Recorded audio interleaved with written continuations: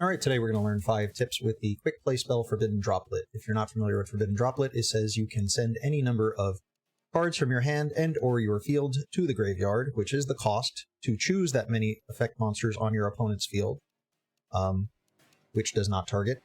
And until the end of this turn, their attack is halved, which is the main effect of Forbidden Droplet. It just happens to also negates their effects. In response to this card's activation, your opponent cannot activate cards or the effects of cards with the same original type, which is monsters, spells, or traps, as the card sent to the graveyard to activate this card. You can only activate one Forbidden Droplet per turn.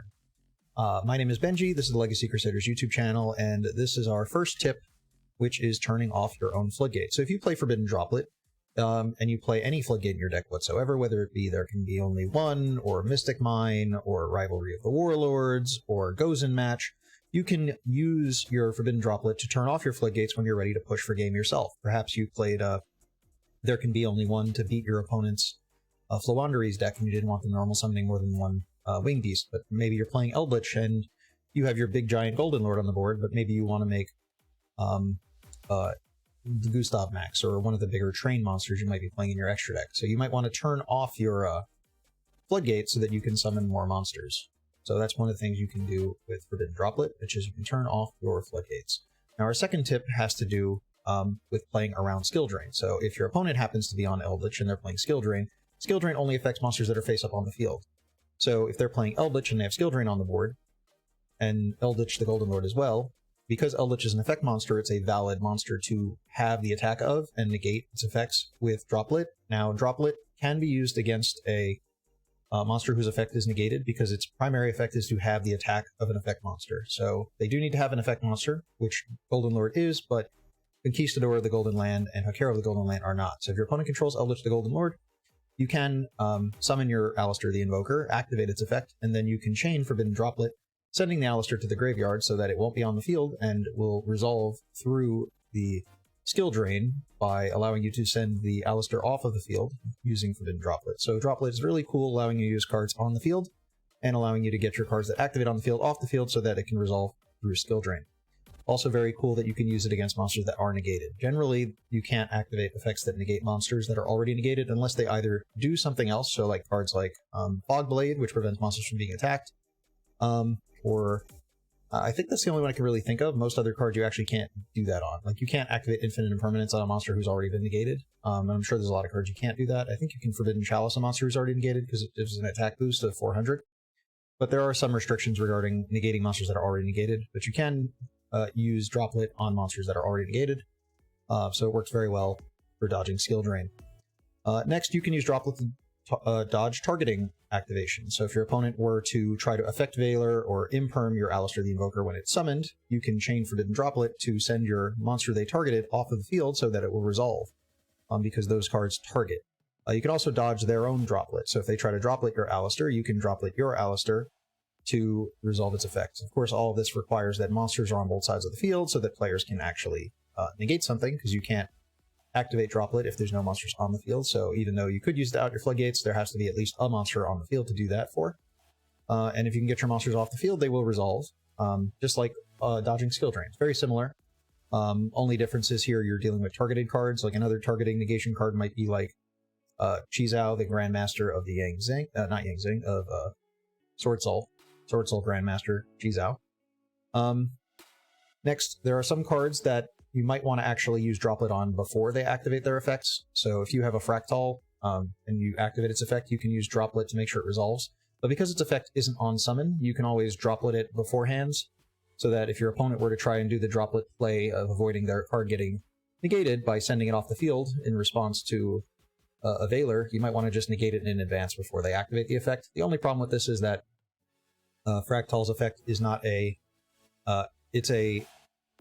It's a once per turn, and it is a hard once per turn, but if they can just summon another copy, they can still activate it. But it is nice to know that sometimes it's better to just Droplet some cards before they activate, because they might be using the Droplet dodge technique that's been referenced in this video. One of my favorite things to do with Droplet is to avoid battle. So Droplet's one of those cards that can be used during the damage step. So if your opponent attacks you with 2 monsters and they attack one of your monsters, during the damage step, you can use Droplet to, perhaps they have a ELDLICH the Golden Lord and a Mechaba, and they attack my tiny monster, let's say Karibo, in attack position, and if they attack with the Eldritch the Golden Lord, I can activate Droplet during the damage step, sending it to the graveyard to have and negate the effect of the Mechaba. So the Mechaba will become 1250. The Eldritch will not continue its attack because it made it to the damage step and the monsters on the field change. A replay doesn't occur if the number of monsters on your field change during the damage step. So the attack of the Eldritch will be kind of fizzled. I don't know if that's the best term for it, but it can't get to damage calculation, but it also doesn't get a replay. And then the attack of the Mechaba gets halved. Now, there's also a chance you had one monster on the field you just didn't want your opponent to attack, so you can remove monsters that you don't want your opponent to attack, leaving only monsters that they might not be able to attack over. So let's say you had your own Mechaba, and maybe not a Mechaba, but you had a monster with like 2600 attack, so their Eldritch wasn't going to attack it anyway. But now you made it so that or maybe 2000 attack. So you've wasted the attack of the Eldritch, and you've made the Mechaba too small to get over your other monsters. So you can kind of end a battle phase very quickly with Droplet if you use the right monsters and utilize your damage step to avoid certain things happening.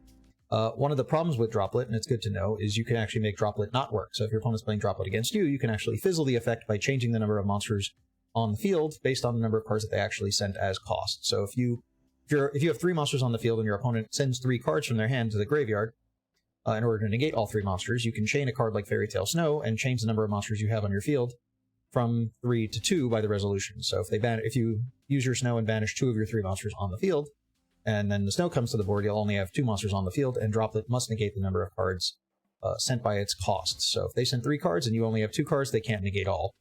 They can't negate any of them. So you might have to lose some cards in the process of trying to dodge Droplet, but in some cases, you only really needed 1 card to actually work in order for your play to succeed. So by making the Droplet fizzle, or resolve without effect, you can potentially get certain things that you need to be done. So trying to change the number of monsters is something you can do. So Fairy Tale Snow is one. Now do note that Droplet has the ability to prevent cards from being activated of certain types. So if your opponent were to activate Droplet sending a monster, you might need to chain a spell in order to activate the Snow. But there's a lot of times when your opponent will just activate Droplet in response to your cards it's activating, so that so they'll activate the Droplet in response to your card, so they'll be trying to negate it after the fact, so they might use a spell instead of a monster. So you can like use Snow to get your monster off the field. Other things you can do to get your monster off the field is you can send your own you can use your own Droplet. So you can like Droplet your monster off the field if they have monsters in order to prevent your monster from being negated by just removing it from the field or by just changing your monster count. You could also use Branded in Red and add a monster from your graveyard to your hand and then just fuse the monsters that were on your field away, either into less monsters to make the Droplet resolve without effect, or just to remove your monster from the field so it's not affected by Droplet. That's pretty much all the tips I had for Droplet. If you have any other ideas or suggestions... Oh yeah, I forgot, I have a Hieratic Seal. A Hieratic Seal is also one. If you have like a Savage and a Hieratic Seal, and your opponent tries to Droplet both monsters, you can chain the Seal if the scenario allows you to do so, or chain a trap card, then chain Seal to reduce the number of monsters you have to 1, so that it resolves without effect. So there's a bunch of ways, and different decks have different methods of doing so, but playing around Droplet. And I think that's everything. If you have any questions or suggestions on other ways to play around or through Droplet, leave them in the comments, or let me know what you want to hear tips about in the future. We could talk about skill drain, anything you want. How to beat, maybe 5 tips to beat a deck, or 5 decks to play a deck, which are going to be coming soon in the future. All right, and I think that's going to wrap this up. See y'all.